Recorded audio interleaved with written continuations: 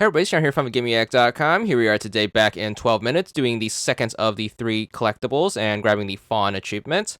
So, like the other two, you can start working on this as soon as you start the second loop. Which one do you want to make sure you head into the apartment and then get through all of the intro bit. Once you get control of your character, which one do you want to make sure you head into the bedroom? That's going to be the door on the left side, so make sure you head through the doorway. You can turn on the lights if you really want to. It's not totally necessary, but it gives you a better view of the room. But this painting is going to be right here on the bottom. Make sure you click on it. It's going to be a man and a woman standing in this balcony way, and like the other two, it's going to change throughout the story after certain story beats. And in order to get the achievement, what you have to do is you have to make sure you get all variations of this painting. So there's going to be a total of 3. That's going to be the first. Keep playing the game until you get through the story beats right here where you prove your wife is innocent to the cop.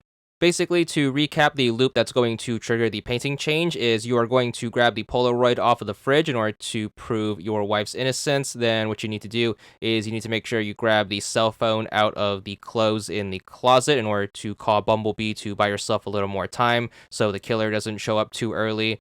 And after your call with Bumblebee, you're going to head over to the bathroom, look under the medicine cabinet, and then grab the pocket watch from the vent. Then you are going to spend the rest of the time before the cop arrives talking to your wife and trying to convince her that she's innocent, so she can basically convince the cop when he comes that she is innocent. So make sure you get through all of that, and then once the cop shows up, they're going to have their little conversation. It's either going to end with the wife giving him the watch or you giving him the watch if you didn't give her the watch previously. Nonetheless, once he manages to leave you alone and you have the ending where you convince him to leave, you are going to be good for the story trigger that changes the painting.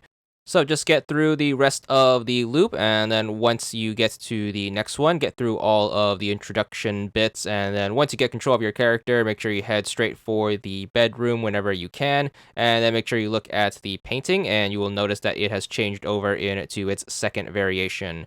So again, you can turn on the lights if you want a better view, but nonetheless, all you have to do is just click on the painting, and you will see the man and the woman are now positioned slightly different.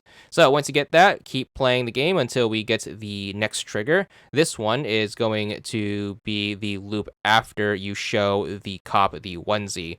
So to recap this loop, basically what's going to happen is you're going to knock out the cop, make sure you put the handcuffs on him, make sure you talk to him once he wakes up, and then basically you're going to show him the baby clothes, and then it's going to trigger the moment where you head over to the alternate room called the library. You're going to speak to a character. Again, we're cutting all of this out for spoiler reasons, but basically your first visit to the library is going to be the trigger for the painting change.